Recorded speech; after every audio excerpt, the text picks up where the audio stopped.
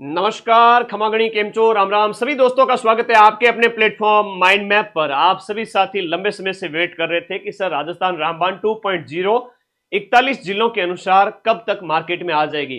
तो कल से ही आ चुकी थी और मैंने वीडियो जब पूरी जगह सप्लाई हो चुकी है किताब की, पहला स्लॉट आ चुका है, लिमिटेड बुक्स का आया है। फिर से कहूंगा, लिमिटेड स्लॉट आया है, जाकर के अपनी कॉपी लेकर आओ। ऑफलाइन ही लेके आना है, हम ऑफलाइन प्रोवाइड करवाते हैं। तो ऑनलाइन अगर आप मंगाते हो तो हो सकता है कि 10 दिन ना आए, 20 दिन ना आए, फिर आप परेशान हो, चिंतित हो। तो ऑनलाइन नहीं लानी है। हाँ, राजस्थान से बाहर के विद्यार्थी हैं वो ऑनलाइन ऑर्डर कर सकते हैं, क्योंकि उनके पास एक ही विकल्प है कि वो ऑनलाइन ऑर्डर करें। राजस्थान के जो विद्यार्थी हैं वो अपने नजदीकी बड़े बुक स्टॉल पे जाएं और वहीं से लेवें। जयपुर किया, सूरतगढ़ किया, पूर्व पश्चिम उत्तर दक्षिण, आपका मध्य राजस्थान, राजस्थान का एक एक जिला, हर एक जिले में किताब आ चुकी है। मैं इस कंप्लीट बुक का रिव्यू करूंगा। अब इस बुक के अंदर सर क्या है, देखो इस बुक के अंदर सबसे पहले तो मैं इंडेक्स बताऊंगा आपको, उसके बाद राजस्थान की कल्चर 180 पेज की कल्चर, उसके बाद में राजस्थान का इतिहास है 125 पेज का, फिर राजस्थान की ज्योग्राफी है, ये देखिएगा यहाँ पर लगभग 100 से भी ज्यादा पेज की, राजस्थान की इकोनॉमिक्स है वो आपके लगभग 125 पेज की, और राजस्थान की जो पॉलिटी है वो भी लगभग 100 पेज की। तो ये कंप्लीट इसमें क्या क्या कंटेंट है सर वो हमें बताओ ना, थोड़ा सा हम देखें ताकि पता चले इस बार क्या नया आया है, वो भी आप हमें बता दीजिए। थोड़ा सब्र रखना पड़ेगा, वीडियो को पूरा देखना पड़ेगा। आप लोगों को मैं एक एक चीज बताऊंगा कि इस किताब में इस बार 100 पेज और ऐड किए हैं ना इस किताब के अंदर लिखने। इस बार वो पिछली बार तो सीईटी से पहले किताब लाए थे तो भाई समय कम था, मेहनत ज्यादा थी, तो दिन रात एक करके कम समय में निकाली थी। इस बार 6 महीने इस किताब के ऊपर वर्क हुआ है और इस बार हमने इस किताब के अंदर 100 पेज और ऐड किए हैं। ये किताब आपके 600 पेज की है, 600 पेज की ये जो किताब है, और बहुत ही शानदार पन्ने के साथ में, बहुत ही शानदार पन्ने के साथ में ये आप लोग उपलब्ध है। हाँ जी, और 41 जिलों के अनुसार है, नवीनतम 41 डिस्ट्रिक्ट। अभी मैं बताऊंगा आपको, ज्योग्राफी के अंदर सारे अपडेट हैं और आप लोगों को अब नवीन अपडेट पढ़ना स्टार्ट कर देना चाहिए, क्योंकि आने वाले टाइम में नया जीके आना स्टार्ट हो जाएगा और ओल्ड जीके तो सब परिचित है। तो 41 जिलों के अनुसार है, 100 पेज है। आरपीएससी और आरएसएम एसएसबी के अभी लेटेस्ट हाल के जो पेपर अभी तक आयोजित हुए हैं वर्तमान समय तक के, वो सारे उसमें शामिल किए हैं हमने एक बार फिर। तो update till now, extra short notes, ये बड़ा पॉइंट है इसके अंदर कि हमने इसमें और एक्स्ट्रा पेज ऐड किए हैं। जैसे राजस्थान की सभ्यता स्टार्ट हो रही है तो कम से कम 2-3 पेज और ऐड करके सभ्यता के शॉर्ट नोट्स एक जगह दिए, राजवंश के नोट्स एक जगह दिए शॉर्ट में, ताकि बच्चा जो डिटेल में पढ़ता है कंफ्यूज हो जाता है, उसे पता ही नहीं चलता है कि राजस्थान जीके के अंदर एक्चुअल में क्या है। अगर वो शॉर्ट में पढ़ के चला जाए तो भी राजस्थान जीके के अधिकतम प्रश्न सही कर देगा। ठीक है, ओके। उसके बाद में त्रुटि रही थी, ये बहुत बड़ा पॉइंट होता है। जब मार्केट में किताब निकालते हैं तो 10 तरह की किताबें माइंड मैप वही किताब निकालता है जिसमें गलतियां नहीं हो, जो बच्चों के लिए डिमांड वाली किताब हो। ऐसा नहीं कि हर कोई एग्जाम आया, वैकेंसी आई नहीं, दूसरे दिन किताब, वो होता है कट कॉपी पेस्ट कंटेंट। तो ऐसे से भी आपको बचना है। ये जितना भी जो कचरा मटेरियल है वो हम नहीं निकालते हैं, तो हम पहले मेहनत करते हैं, वर्क करते हैं, एक एक चीज को लिखते हैं, त्रुटि रहित रहे इसके लिए कम से कम 4-5 बार प्रूफ रीड होता है। तो इस बार 4-5 बार एक्स्ट्रा प्रूफ रीड करके 0 एरर के साथ में ये किताब उपलब्ध कराई है। ये रामबाण किताब कचरा गैंग से अलग है, सबसे अलग राजस्थान जीके की नंबर 1 बुक। चलो बुक का रिव्यू कर लेते हैं, आ जाओ।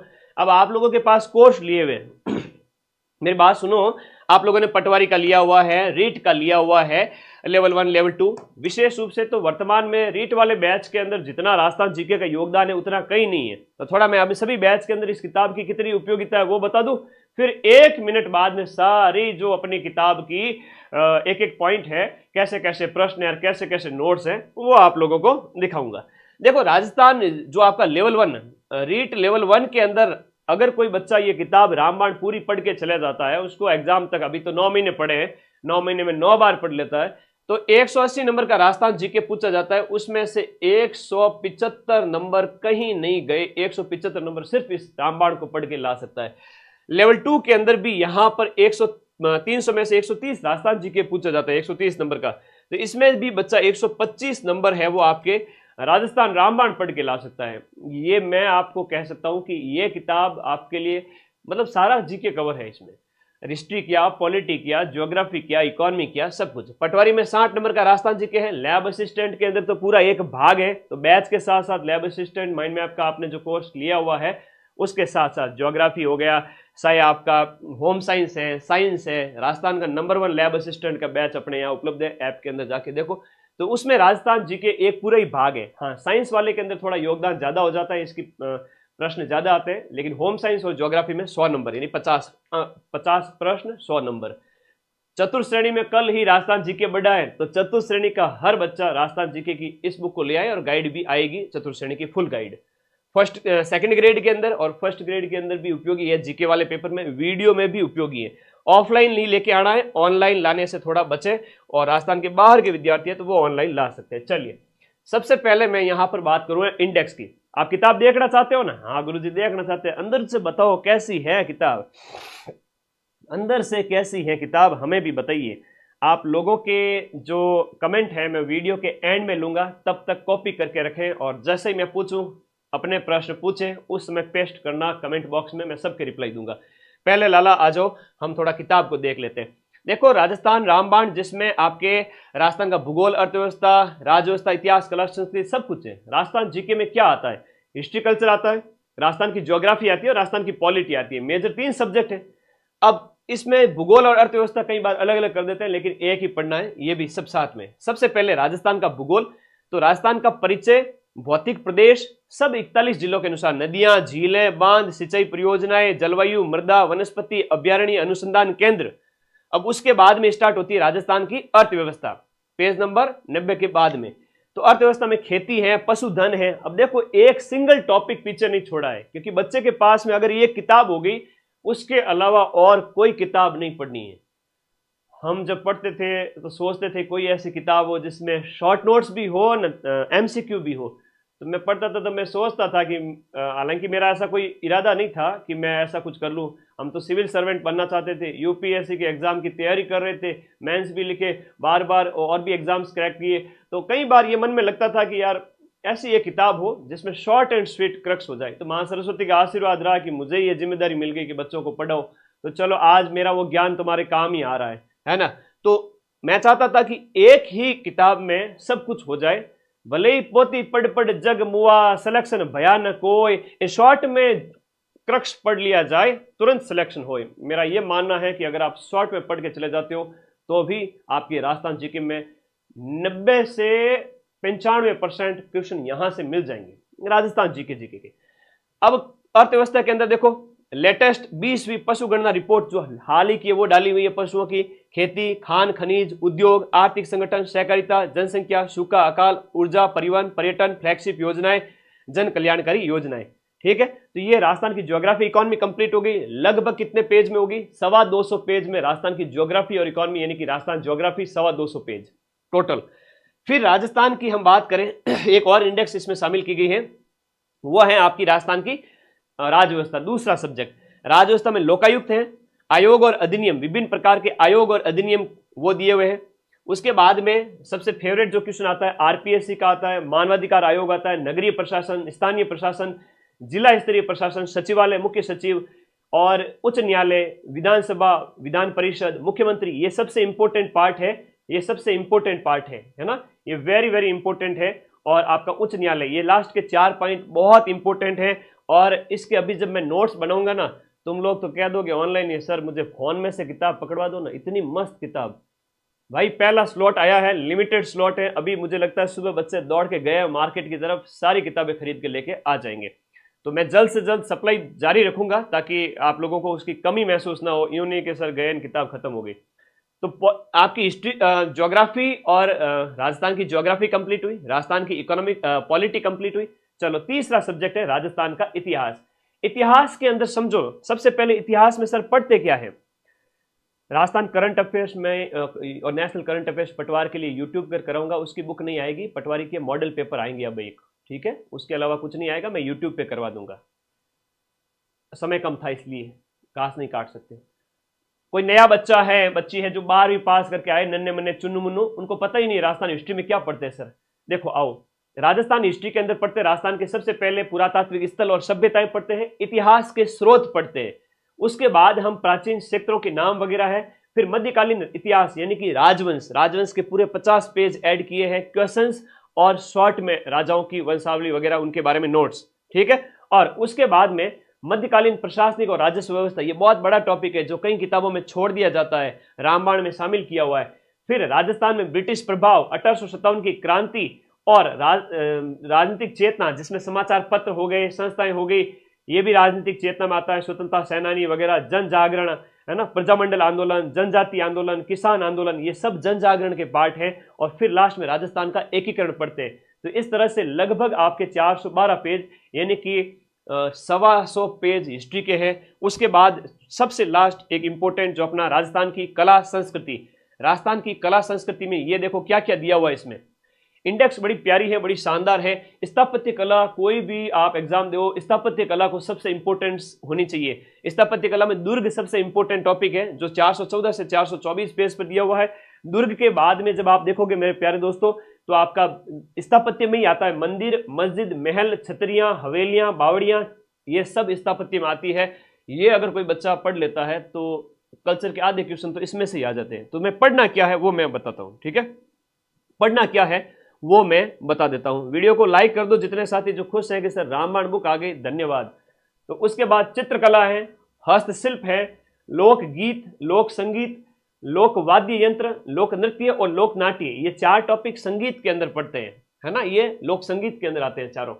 फिर धार्मिक पक्ष में लोक संत संप्रदाय, संत है, संप्रदाय है, अलग अलग सगुण निगुण, लोक देवता, लोक देवियां, मेले, त्योहार और वेशभूषा और आभूषण, जातीय जनजातियां, विश्वास, हमारे राजस्थान के अंदर जितने भी रीति रिवाज, कल्चर, लोक जीवन। अब लोक जीवन में बोले सोगरो का ही है, अभी 1 महीने पहले रीट का पेपर हुआ, पूछा सोगरा क्या है, तो या फिर आपका रीति रिवाज वगैरह जैसे क्या है, कांकड़ डोरना क्या है, पता ही नहीं है। ये सब राजस्थान की जो कल्चर है वो सब इसमें यहाँ शामिल है। साहित्य, भाषा, बोलियां, राजस्थान का स्टैटिक जीके ये रीट में है, और संग्रहालय, संस्थान और चर्चित व्यक्ति। अब मैं सबसे पहले कल्चर के बारे में आप लोगों को बताऊंगा। देखो कल्चर में सर आपने इस बार क्या नया ऐड किया है। कल्चर के अंदर देखो सबसे पहला ही टॉपिक है दुर्ग। तो दुर्ग के अंदर ये प्रश्न है कि राजस्थान का पहला विजय स्तंभ कहां पर स्थित है। तो ये यहां पर जैसे ये 2 यानी कि आपका बयाना दुर्ग भरतपुर के अंदर राजस्थान का पहला विजय स्तंभ स्थित है, जहां पर लिखा है कि बयाना का किला भरतपुर, जो प्राचीन काल के अंदर शोणितपुर, बाणपुर, श्रीपुर, श्रीपंत कहलाता था, बयाना के ऊंचे पहाड़ पर स्थित है। इसे दुर्भेद्य के कारण विजयगढ़ और बादशाह दुर्ग कहते हैं, और दुर्ग में समुद्रगुप्त द्वारा खड़ा किया गया विजय स्तंभ, जिसे भीमलाट, राजस्थान का पहला विजय स्तंभ। तो ये लाइब्रेरियन एग्जाम में हाल ही में पूछा गया प्रश्न है। तो कहने का मतलब है लास्ट 10 साल के, मैं देखता हूं मार्केट के अंदर मतलब कितनी तरह की किताबें आ रखी है कि पिछले 30 साल के प्रश्न। अरे 30 साल में जब हम पैदा ही नहीं हुए थे, जब हमारे मम्मी पापा की शादी हुई थी, उस समय के जो प्रश्न है वो किस काम के। 2015 से पहले तो जितने प्रश्न पूछे जाते थे वो चंपू लेवल के थे, कोई काम के नहीं थे। अगर एग्जाम क्रैक करना है तो वर्तमान ट्रेंड के अकॉर्डिंग, वर्तमान ट्रेंड के अकॉर्डिंग पढ़ना पड़ेगा। और वर्तमान ट्रेंड के अकॉर्डिंग रामबाण ही नंबर 1 बुक है। पिछले 2015 से लेकर के 2025 तक के अधीनस्थ बोर्ड और आरपीएससी के सारे प्रश्न इसमें शामिल किए हुए, और वो भी देखो तुम व्याख्या के साथ में। अब उसके बाद में जैसे ये दुर्ग के प्रश्न है, मेरी बात ध्यान से सुनना। अब देखो, अब ये तो मैं चाहूं तो बुक आपको सॉल्यूशन ही करा दूं, 12 घंटे किताब चला दूं, पूरी 12 घंटे चला दूं। मैं किताब तो चला दूंगा लेकिन हार्ड कॉपी होनी चाहिए सर। चलो किसी दिन 12 घंटे किताब चला दूंगा, आप लोगों का विश्वास रहा तो चला दूंगा, ठीक है। किताब भी चला दूंगा, 12 घंटे लगातार पढ़ा दूंगा, मेरा क्या है। और लेकिन किताब तो आपको लानी पड़ेगी। एक प्रश्न आता है कि शुक्र तालाब कहां पर स्थित है। तो जो आपके अजमेर के अंदर 1570 ईस्वी में शुक्र तालाब नागौर लौटा था ना, नागौर में आया था, अकाल पड़ा था अकबर ने, तब बनाया था। व्याख्या दी हुई है, प्रश्न है, सीटी में पूछा हुआ लेटेस्ट क्वेश्चन है। अब उसके बाद में सर दुर्ग के नोट्स कहां मिलेंगे। लो दुर्ग के नोट्स, दुर्ग से संबंधित महत्वपूर्ण तथ्य, जैसे राजस्थान के अंदर 6 प्रमुख दुर्ग है जिन्हें आपका यूनेस्को की हेरिटेज साइट में शामिल किया है, ये बात कही गई है। उसके बाद में देखो आपके दुर्ग के प्रकार कितने प्रकार हैं, जैसे दुर्ग के 9 प्रकार हैं यहां पर बताया गया है। उसके अंदर चित्तौड़गढ़ दुर्ग, तो सबसे पहले चित्तौड़गढ़ दुर्ग में देखो ये अंडरलाइन किया हुआ है ग्रीन कलर से, राजा चित्रांगद ने बनाया था। खिजराबाद नाम रखा अलाउद्दीन खिलजी ने जीतने के बाद में। फिर दुर्ग के संबंध में सारे कितने साके हुए थे, ये दुर्ग के सारे फैक्ट है ना, चित्तौड़गढ़ दुर्ग के बारे में सारे नोट्स। अभी तो सारे दुर्ग आएंगे, आप लोग देखते जाओ, तुम लोग इसको देखो, मजा आएगा। कुंभलगढ़ दुर्ग हो गया। चित्तौड़ दुर्ग के बारे में और भी जानकारी है, क्या क्या स्थित है चित्तौड़गढ़ दुर्ग के अंदर, समझो इस बात को। ओके, चलिएगा। कुंभलगढ़ दुर्ग की बात करें तो कुंभलगढ़ दुर्ग का शिल्पी कौन था, वन लाइनर सारी चीजें लिखी हुई है।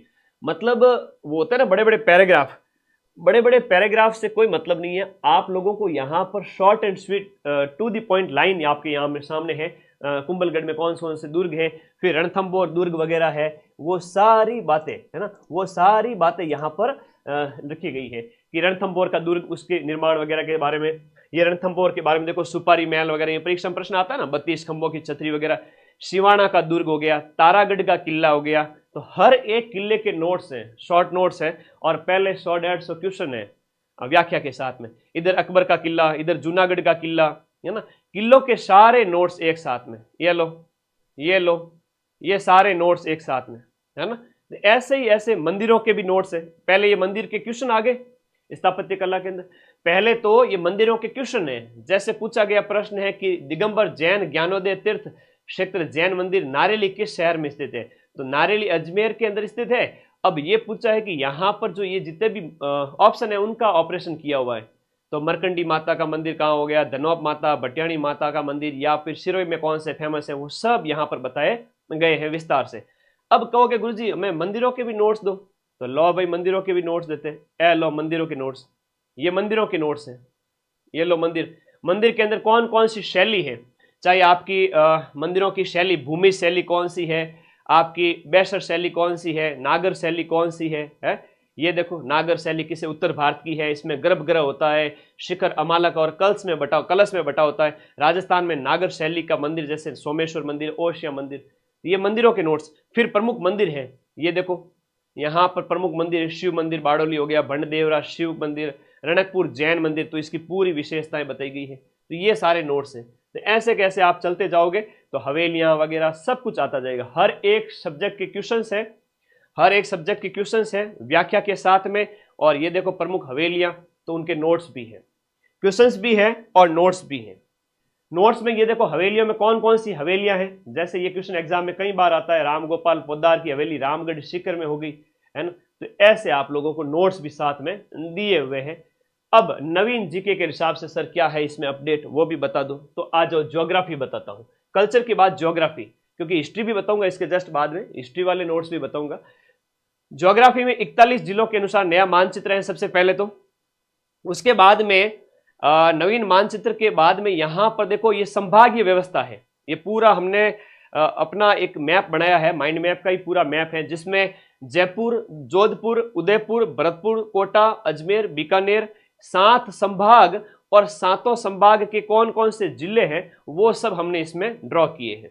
तो आप देखोगे कि बीकानेर में कौन सा हो गया, जोधपुर संभाग में कौन सा हो गया, अजमेर में कौन कौन से जिले आते हैं, नागौर, डीडवाना, कुचामन, ये देखो डीग जिला हो गया है, ये नए जिले हैं सारे के सारे, सलुम्बर जिला हो गया, फलोदी जिला हो गया, है ना, पाकिस्तान से सीमा लगती है। तो ये सारा अपडेट है, सारा क्या है, अपडेट है इसके अंदर, रामबाण के अंदर।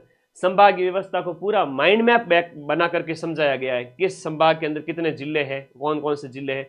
अब राजस्थान का जो ये आता है नवीन ज्योग्राफी, उसमें ये आता है कि सर नवीन अपडेट कितना क्या है, वो भी बताता हूं, रुकिएगा। लेटेस्ट सारे क्वेश्चंस हैं, आप देखिएगा। एक किताब 600 पेज की किताब है, और अगर आप एक ये किताब ले आते हो तो इसके अलावा और कोई किताब लाने की आपको जरूरत नहीं पड़ेगी। जैसे शेखावाटी प्रदेश है, चूरू, सीकर, झुंझुनू है। अब इसमें नीम का थाना जिला 51 जिलों के अनुसार नहीं पढ़ना है, अब इसमें आपको 41 जिलों के अनुसार पढ़ने हैं। अब और भी बहुत सारे अपडेट मैं आपको बताऊंगा, है ना। तो ये देखिएगा यहाँ पर, जैसे कुबड़पट्टी का क्षेत्र है ना, एक ये प्रश्न पूछा गया है भौतिक प्रदेशों वाले क्षेत्र के अंदर निम्नलिखित में से कौन सा भौगोलिक क्षेत्र और जिले सही सुमेलित नहीं है, ये दिया गया है। अब इसमें जो तीसरा क्षेत्र है यानी कि बोराट का पठार है, वो आपका यहाँ पर दिए गए ऑप्शन के अनुसार, तो बोराट का पठार राजसमंद और उदयपुर में है।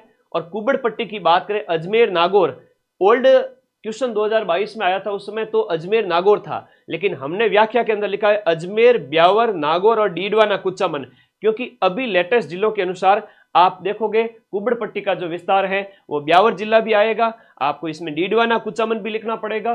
तो हमने नवीनतम अपडेट किया है इसके अंदर, हमने क्या किया है, नवीनतम अपडेट, ठीक है, ओके। इस साल सिलेक्शन लेना है हजारों, मतलब देखो ना, चतुर्थ श्रेणी कर्मचारी के 50,000 पद हो गए, कांस्टेबल के 10,000 पद हो गए, और कल पशु परीक्षण का रिजल्ट आया तो 6,500 बच्चों की अलग से एक और मेरिट आएगी, उस समय टॉप मेरिट वालों को लिया जाएगा। हालांकि ये सब का मेरिट निकाली गई है 4 लाख बच्चों की, जिनके 40% से ऊपर बने, उनकी मेरिट निकली है कल, तो उसकी अलग से एक मेरिट आएगी 2 गुना की, यानी कि 13,000 बच्चों की, और उसमें से 6,000 6,500 को फाइनली सिलेक्ट किया जाएगा। तो टॉप मेरिट वाले ये मान के चलो कि 20-25,000 तक एक्सपेक्ट कर सकते हैं कि उनका सिलेक्शन कहीं ना कहीं हो जाए। जनरल वाला तो ये मान के चले कि अपने 2-3 हज़ार तक सिलेक्ट हो जाए, ओबीसी वाला ये मान के चले वो भी 2-3 हज़ार तक सिलेक्ट हो सकता है, ऐसे कैसे ईडब्ल्यूएस चढ़ाता है 5,000 तक सिलेक्ट हो सकता है, ऐसे, ठीक है। तो वो समझने की बात है। तो आपकी इस साल 1 लाख से ज़्यादा नियुक्तियां मिलने वाली है, एंड सिलेक्शन उस बच्चे का बिल्कुल भी नहीं होगा जो नहीं पढ़ाई करेगा, और जो ये रामबाण वगैरह है, जीके वगैरह अपना स्ट्रॉन्ग कर रहा है, कर लेगा, उसका डेफिनेटली सिलेक्शन होगा, क्योंकि 1 लाख के अंदर सिलेक्शन नहीं लोगे तो फिर कब लोगे, फिर भर्तियां 5 साल ही नहीं आएगी, ठीक है। तो ये मौका तो चूकना ही मत। और ये सारा नवीन अपडेट है इसके अंदर, है ना, ज्योग्राफी के सारे नोट्स इसके अंदर है। अब नोट्स दिखाता हूं तुम्हें, राजस्थान के भौतिक प्रदेश के नोट्स। चलो नोट्स ही तो देखने हैं ना तुम लोगों को, कि गुरुजी नोट्स देखने हैं हमको, तो चलो बहुत बढ़िया। चलो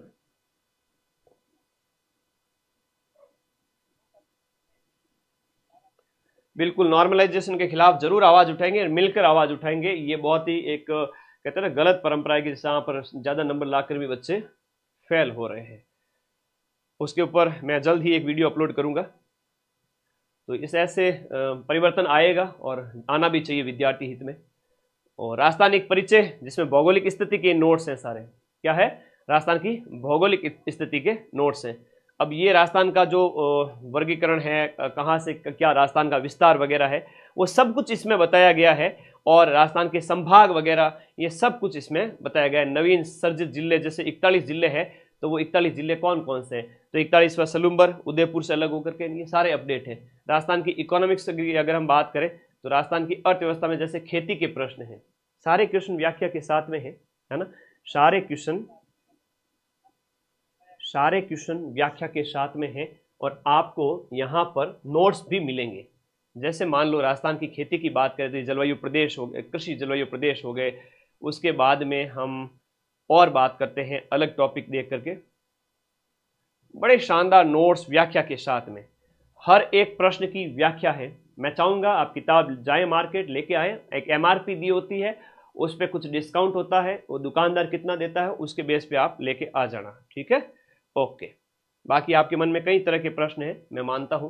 पॉलिटी की बात करें तो ये देखिए राजस्थान की पॉलिटी, और राजस्थान की पॉलिटी के अंदर सबसे पहले जैसे लोकायुक्त का टॉपिक दिया हुआ है, तो लोकायुक्त का क्वेश्चन है और उसकी व्याख्या भी दी गई है। मैं इसमें सबसे लास्ट जो इंपॉर्टेंट टॉपिक होते हैं अपने, उसकी तरफ आपको लेके चलता हूं। जो आप कहोगे कि सर राज्यपाल हो गया या विधानसभा हो गई, उसके प्रश्न कहाँ हैं, तो राज्यपाल से संबंधित नोट्स हैं।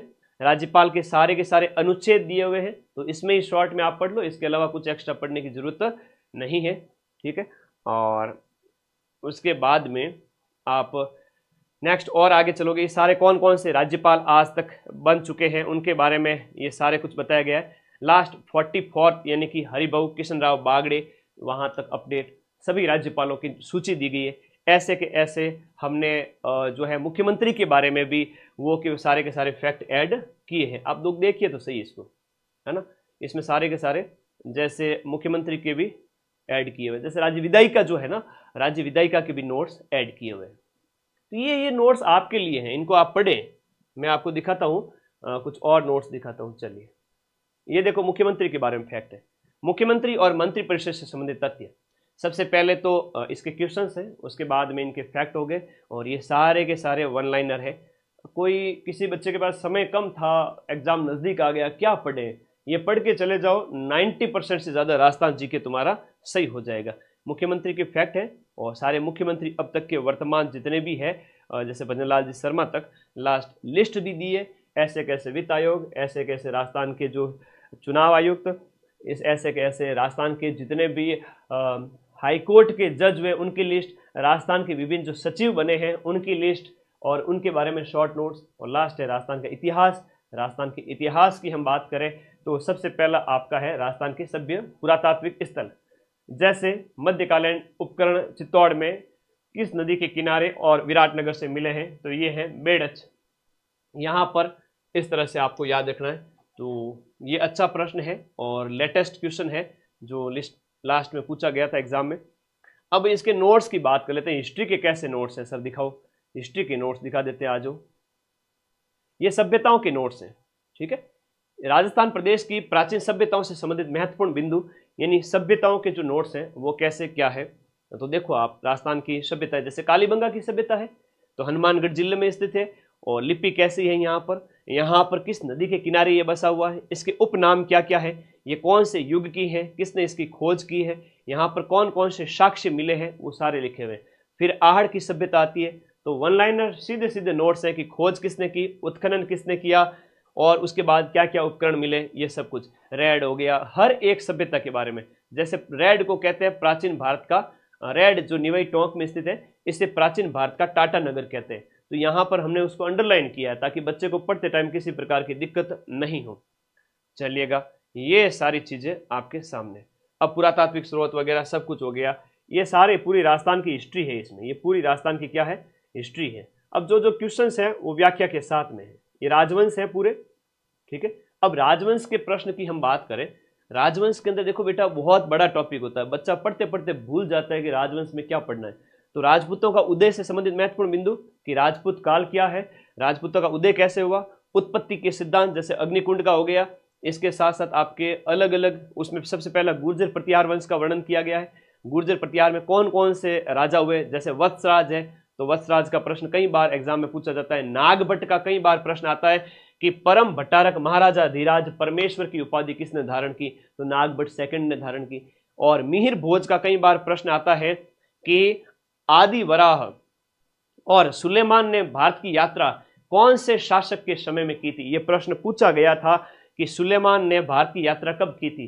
तो रामबाण में से सारे क्वेश्चन मिल जाएंगे आपको। राजवंश बहुत ज्यादा डेप्थ में जाके पढ़ने की जरूरत भी नहीं पड़ेगी, एक बार कम से कम ये तो याद करो, ये याद हो जाए, समय बचे तो पढ़ लेना, नहीं भी पढ़ोगे तो भी राजस्थान जी के आप 95% से ज्यादा कर लोगे। 50 में से 48 क्वेश्चन सही करके आओगे रामबाण पढ़ने के बाद में। तो ये अलग अलग राजवंश है। जैसे यहाँ पर और भी बहुत सारे राजवंश, जैसे गुइलों से संबंधित फैक्ट दिए हुए, गुइलों के एक एक राजा के बारे में सारे फैक्ट है, सारे राजाओं के बारे में, जैसे मोकल वगैरह हो गया, यहाँ पर कुंभा वगैरह हो गया, उदय सिंह हो गया, उसके बाद में देखो सांगा, महाराणा प्रताप वगैरह, मतलब हर एक राजा के बारे में फैक्ट है। तो राजवंश आपका पूरा शॉर्ट में दिया हुआ है, राजवंश के क्वेश्चंस भी दिए हुए हैं।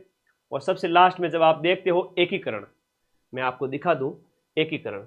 देखो सबसे पहले तो क्या है उस टॉपिक के क्वेश्चंस है। जैसे हम बात करें राजस्थान एकीकरण, ऐसे कैसे राजवंश के क्वेश्चंस होंगे 150 200 पिछले 10 सालों में पूछे गए। उसके बाद अब मैं आपके क्वेश्चन लेने वाला हूं, आप लोग कमेंट बॉक्स में अपने क्वेश्चन पूछे, मुझे क्या पूछना चाहते हो। एकीकरण में राजस्थान संघ का निर्माण 25 मार्च 1948 को हुआ। इसमें राज प्रमुख किसे बनाया गया था, इसमें कोटा महाराव को बनाया गया था। तो कोटा महाराव भीम सिंह को बनाया गया था। पूरी व्याख्या लिखी हुई है। सेकंड चरण के अंदर कौन कौन सी रियासतें शामिल हुई थी वो सब कुछ इसमें लिखा हुआ है।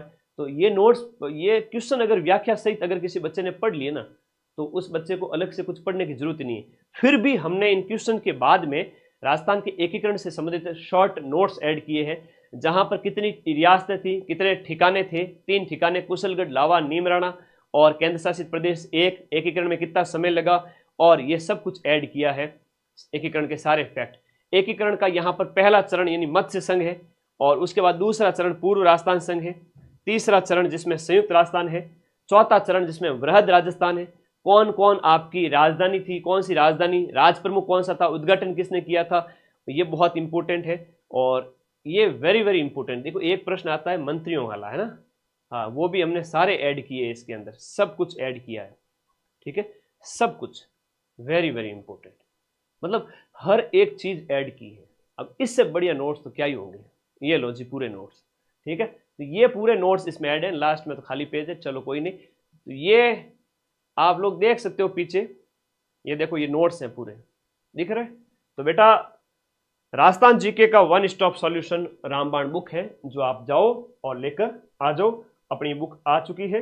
और इसके अलावा राजस्थान जीके में कुछ भी पढ़ने की जरूरत नहीं है। मैं फिर से कह रहा हूं, कोई बच्चा अगर इस किताब को पढ़ के चला जाता है, राजस्थान जीके में 30 प्रश्न आएंगे 28 सही कर लेगा, 50 आएंगे 48 तक सही कर लेगा, है ना। 100 क्वेश्चन आ रहे, हालांकि इतने तो नहीं आते, लेकिन अलग अलग एग्जाम में आते हैं, कहीं पे 20 आते हैं, कहीं पे 15 आते हैं, कहीं पे 30-40 आते हैं, तो 95% से ज़्यादा सही कर लोगे। जब आप कह रहे हो कि नॉर्मलाइजेशन वाला ज़्यादा, तो उसके लिए अलग से वीडियो होगा। हनुमानगढ़ सब जगह उपलब्ध है बेटा।